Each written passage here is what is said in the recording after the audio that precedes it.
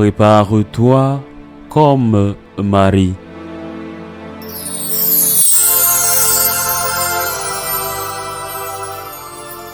Voici comment fut engendré Jésus-Christ.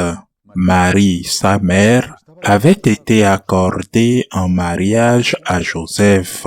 Avant qu'ils aient habité ensemble, elle fut enceinte par l'action de l'Esprit Saint. Joseph, son époux, qui était un homme juste et ne voulait pas la dénoncer publiquement, décida de la renvoyer en secret.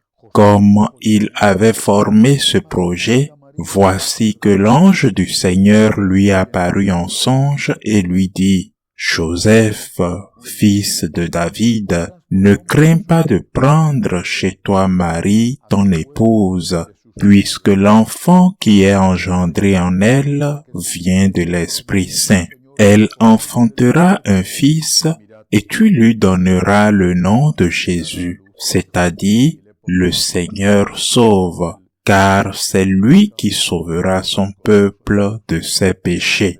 Tout cela est arrivé pour que soit accomplie la parole du Seigneur prononcée par le prophète.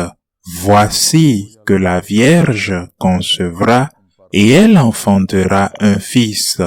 On lui donnera le nom d'Emmanuel, qui se traduit Dieu avec nous. Quand Joseph se réveilla, il fit ce que l'ange du Seigneur lui avait prescrit. Il prit chez lui son épouse. Acclamons la parole de Dieu. Ce beau fragment de Saint Matthieu est bien plus qu'une homélie. C'est pourquoi je dois me concentrer sur quelques points seulement. Tout d'abord, la parole de l'ange à Saint Joseph dit qu'il dort, mais que là, dans le rêve, l'ange lui parle et il sait que ce n'est pas un rêve et lui dit: « N'aie pas peur d'accueillir Marie, ton épouse. » Ce sont les mêmes paroles similaires avec lesquelles l'ange Gabriel, nous ne savons pas si cet ange était aussi l'ange Gabriel, celui de Saint Joseph. Ce sont les mêmes paroles avec lesquelles l'ange Gabriel parle à la Sainte Vierge. Ne crains pas Marie, n'aie pas peur. N'aie pas peur, mais pourquoi? Il faut bien comprendre à quoi ressemblait la relation avec Dieu dans le monde juif. On ne pouvait pas prononcer le nom de Dieu, c'était un blasphème. Prononcer le nom de Dieu était un blasphème. Il fallait utiliser des symboles, des mots qui signifiaient, mais ce n'était pas leur propre nom. Je ne pense pas qu'on puisse dire qu'il y avait de la terreur envers Dieu, mais il y avait de la peur. Et c'est de la peur dont parle l'Évangile. N'aie pas peur, n'aie pas peur. Dieu t'aime. Dans l'Ancien Testament, il est très clair que Dieu est miséricordieux et c'est également très clair que Dieu est un juge juste. Pas capricieux, ni banal, ni corruptible, un juge juste et miséricordieux. Mais il y a un point de distance.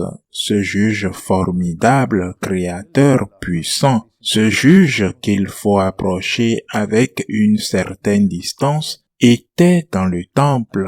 Il y avait sa présence, pas une présence eucharistique réelle, mais une présence de sa personne dans le Saint Sanctorum du temple. Et le prêtre, seul le prêtre, avait la charge de s'approcher à travers ces rideaux. Eh bien, un profond respect, même la peur.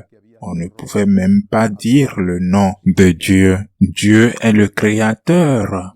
Il est vrai qu'il est puissant, qu'on lui doit du respect, mais est-ce là tout ce qu'il mérite? Mais Jésus va nous apprendre que le Tout-Puissant que nous connaissons est aussi Père. Il change complètement la relation avec Dieu sans lui manquer de respect. Maintenant, il faut qu'il ait de l'amour. Le respect continue par exister. Il doit continuer, mais il faut de l'amour. Il faut se rappeler qu'il est le Créateur et le Tout-Puissant. Mais notre relation doit désormais être celle des enfants envers le Père. Et c'est pourquoi cette parole d'introduction de l'ange à Saint Joseph n'est pas peur. Et dans le même cas avec Marie, n'aie pas peur. N'aie pas peur de Dieu. N'aie pas peur que Dieu entre dans ta vie. Quand Dieu entre dans ta vie n'est pas amère.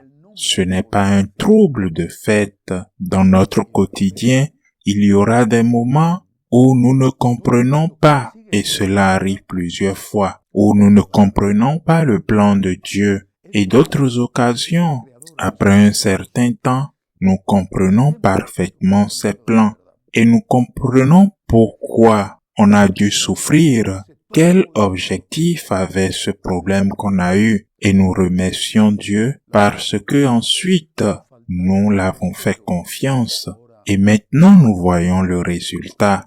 Peut-être qu'en d'autres occasions, nous ne le comprendrons pas ou nous ne l'avons pas compris, mais pendant que je vis, je finis par le comprendre, ou du moins je le comprendrai lorsque je serai au ciel avec Dieu. Mais ce que nous devons ressentir, ce qui doit être fondamental dans notre relation avec Dieu, c'est la confiance, l'absence de peur, ce que Dieu veut ou ce que Dieu permet. Parce qu'il le permet, nous ne devons pas nous éloigner de lui. La liberté de l'homme lui permet de faire le choix entre le bien et le mal. Mais Dieu n'est pas responsable du mal. Il le permet, mais il n'en est pas responsable. Dieu veut que nous fassions le choix du bien. Et c'est là que nous devons faire confiance au Seigneur. Seigneur, j'ai confiance en toi. Je n'ai pas peur. Je n'ai pas peur, Seigneur. Je n'ai pas peur de toi. Comment puis-je avoir peur de toi si tu es mon Père? Comment puis-je avoir peur de toi? Tu as envoyé ton Fils unique pour mon salut. Je n'ai pas peur de toi, Seigneur, mais j'ai confiance en toi. Dans la lumière, j'ai confiance en toi. Dans l'obscurité profonde, j'ai confiance en toi. Deuxième enseignement de ce texte. Et je répète, il y a beaucoup d'enseignements, mais au moins celui-là, je vais l'énumérer. Lorsque l'ange dit à Joseph d'accueillir Marie et de ne pas avoir peur, que c'est Dieu qui a introduit cette nouvelle créature dans le sein virginal de Marie, il lui dit quelque chose de très important. La créature qui est en elle vient du Saint-Esprit. Premièrement, elle enfantera un fils. Tu l'appelleras Jésus, car il sauvera son peuple de ses péchés. Il aurait pu dire, parce qu'il va mettre fin à la faim dans le monde. Ou encore, c'est une merveilleuse chose.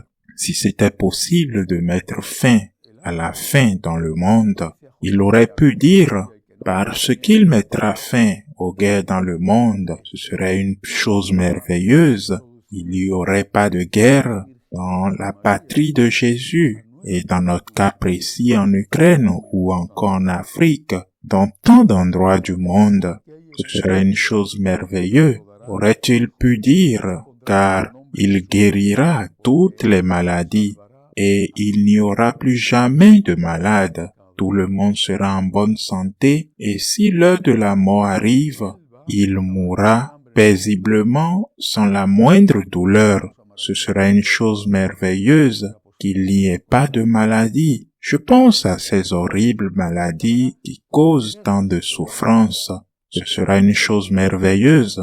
Pourquoi lui dit-il qu'il vient ôter les péchés? Et pourquoi est-ce la mission de notre Seigneur Jésus? Nous le savons clairement, le Seigneur guérira les malades. Même quand il est arrivé, il satisfaisait la faim en multipliant les pains et le poisson, en mettant souvent la paix dans le cœur des hommes. Mais pourquoi la mission de Jésus est-elle de pardonner les péchés? Et pourquoi est-ce si important?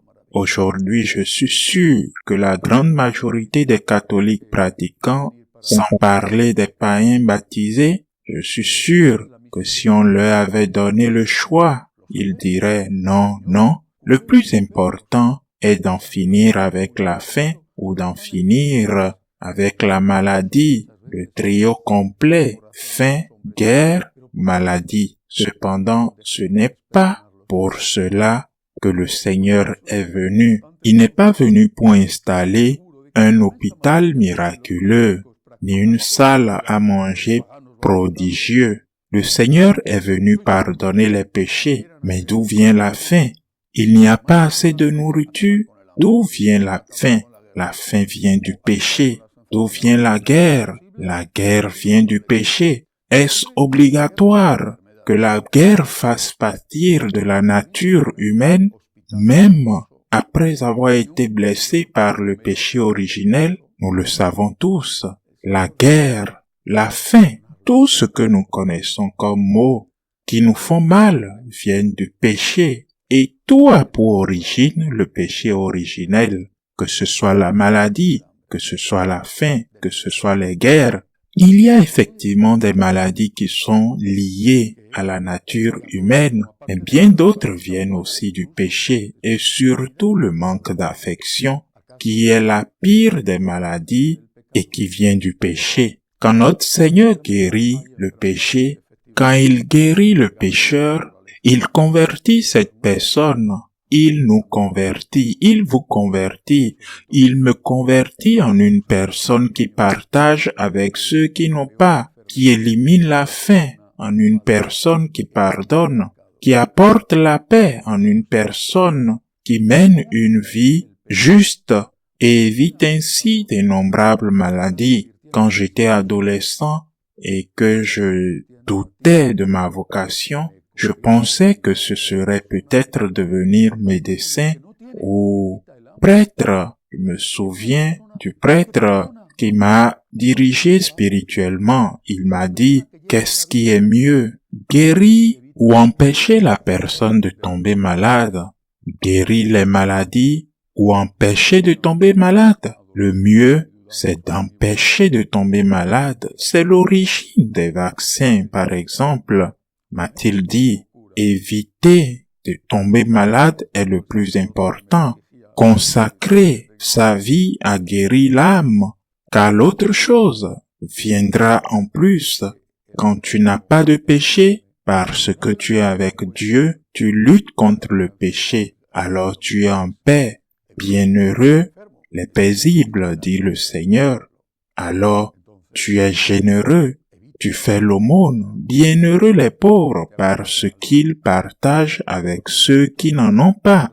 Lorsque vous êtes avec Dieu, lorsque vous le laissez ôter le péché de votre vie, lorsque vous vous mettez au service de Dieu comme prêtre, au service de la collaboration avec le Christ pour ôter le péché du monde, vous faites la plus grande chose de la vie. Jésus n'avait pas tort. Il est venu faire le plus important, ôter le péché du monde et non pas créer des réseaux d'hôpitaux miraculeux ou des salles à manger prestigieux. Jésus a fait la chose la plus importante, lutter contre le péché. C'est le mieux que nous puissions faire, même pour mettre fin à la faim ou à la guerre dans le monde, lutter contre le péché et nous aurons la paix du cœur, nous aurons la paix de l'âme.